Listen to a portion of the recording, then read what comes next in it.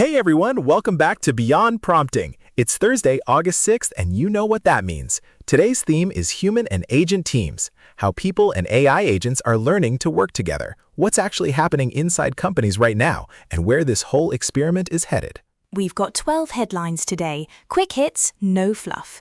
Some of these are genuinely exciting, some are a hard reality check, and a couple are honestly a little weird. But that's the job. Let's get into it. Kicking us off, MIT Technology Review is asking companies to rethink organizational design in the age of agentic AI. The core argument is that org charts were built for a workforce of humans only. When you add AI agents that can work around the clock, execute entire workflows end-to-end, and coordinate with each other, the old pyramid structure stops making sense. MIT points to new roles emerging inside early adopter companies: agent managers, workflow architects, people whose full-time job is coordinating mixed teams of humans and bots. And the sharpest observation is this: the companies winning at AI aren't just bolting tools onto the existing org chart, they're redrawing how work itself gets divided between people and agents. That's a much bigger lift than a software rollout. That's the deep structural stuff. Next up, PwC has a great one. No more pyramids. Rethinking your workforce for the agentic AI era. PwC's argument is blunt. The hierarchical workforce model is dying. When agents can handle routine execution work reliably, you don't need as many layers of middle management to move information up and decisions down. What you need instead is a smaller, flatter core of humans who direct, review, and continuously improve the agents underneath them. PwC is very deliberate about calling this work redesign, not just reskilling. And honestly, that distinction is worth sitting with. Reskilling says the jobs stay the same, but people learn new things. Redesign says the jobs themselves change shape. If PwC is right, leaders who only invest in training courses are going to wake up with the wrong workforce structure entirely. And speaking of reality checks, Deloitte has one called the Agentic Reality Check, preparing for a silicon-based workforce. This is Deloitte's sober counter to all the vendor hype. They've been talking to enterprises, and the honest finding is that most are nowhere near the demo-level agentic deployments the vendors are showing off. The bottlenecks aren't the models, they're integration with legacy systems, data quality, governance, and plain old employee trust. Deloitte's phrase, silicon-based workforce, is catchy, but their actual message is, prepare for the journey, not the headline. Companies that treat this as a 5-year capability build rather than a 1-quarter rollout are the ones that end up with real, durable productivity gains instead of a shelf full of pilot projects. Okay, shifting to strategy. McKinsey published The Symbiotic Enterprise, a New Model for Growth. Their thesis is that the companies pulling ahead are the ones where humans and AI genuinely complement each other. Not AI replacing isolated tasks, but AI amplifying human judgment, relationships, and creativity, while humans set the direction. McKinsey's research ties this symbiosis directly to growth outcomes. The firms that figure out how to pair human context with machine scale are seeing it show up in revenue, not just cost savings. And that framing matters because it changes how leaders prioritize. If you treat agents as a cost-cutting play, you optimize for headcount reduction. If you treat them as a growth play, you optimize for capability.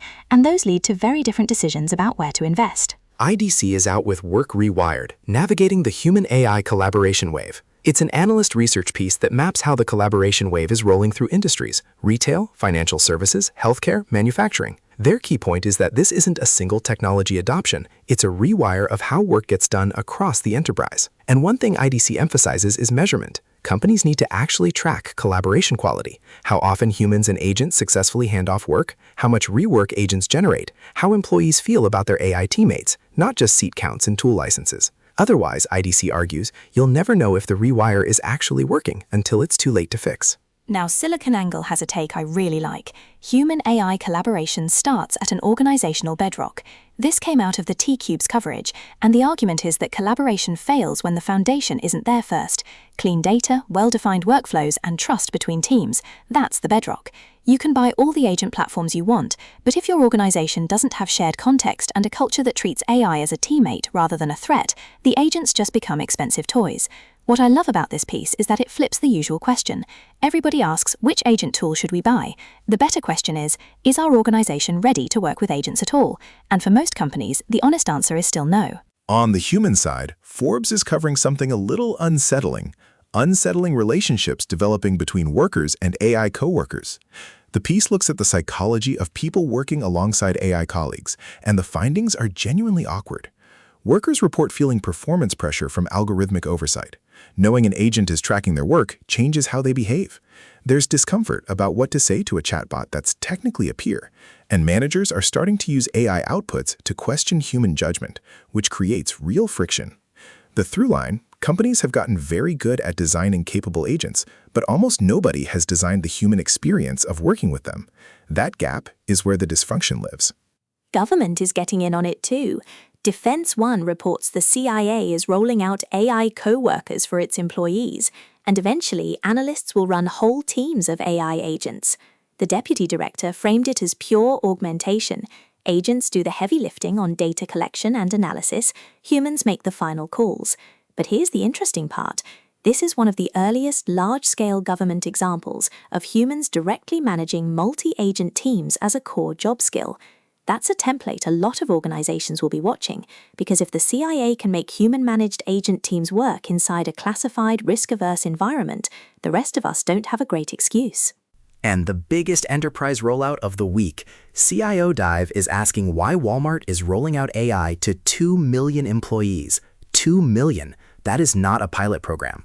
Walmart is putting agentic tools in front of essentially its entire workforce, from store associates on the floor to corporate staff. The why is pretty clear. Retail runs on routine tasks at massive scale, and Walmart sees AI as the way to absorb workload without adding headcount. The open question everyone's watching is execution. How do you train and support 2 million people at once? How do you keep a 2 million person rollout consistent? If Walmart makes this work, it becomes the proof point that agentic AI can scale to the entire workforce of a mega employer, not just knowledge workers in tech. Professional services is going big too. HR Grapevine has the story. EY is rolling out Agentic AI across its entire 130,000 employee audit workforce, and the key word in their approach is human-led. EY is being very deliberate about keeping humans in the loop. Agents handle evidence gathering and analysis, but judgment, interpretation, and sign-off stay with people. For a profession built on trust and accountability, that's the model they think will survive regulators, clients, and the courts. It's also a really interesting signal for the whole industry. One of the big four betting its core business on agents, but insisting the brand stays human. Okay, platform wars. The Futurum Group is asking who will control the enterprise agentic workforce, and they're warning CIOs about a new platform war. Microsoft, Google, Salesforce, OpenAI, everyone wants to be the layer where your agents live, get managed, and get governed. Futurum's point is that if you adopt agents piecemeal across vendors without a control plane, you end up with chaos. Agents that can't share context, no unified view of what's running, no consistent governance.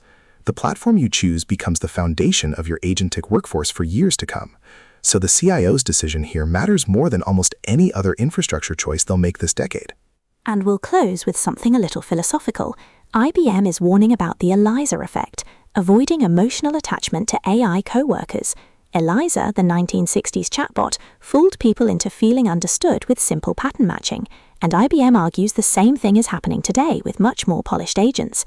Workers are starting to feel genuine bonds with their AI colleagues, trusting them, confiding in them, giving their outputs more weight than they deserve. IBM's advice is practical.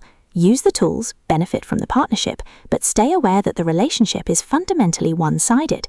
Keep the warmth, keep the skepticism, because the moment you forget the agent isn't a person is the moment you stop questioning its answers. That's the roundup. 12 headlines on how humans and agents are becoming teammates. The through line today? The technology is moving fast, but the real work is organizational, redesigning structures, managing the human side, and choosing platforms deliberately. If you want this in your feed every morning, subscribe. New episodes every single day. And drop a comment if you've got your own AI coworker story. We'd love to hear it. Thanks for hanging out with us. See you tomorrow, and don't forget the subscribe button. Bye.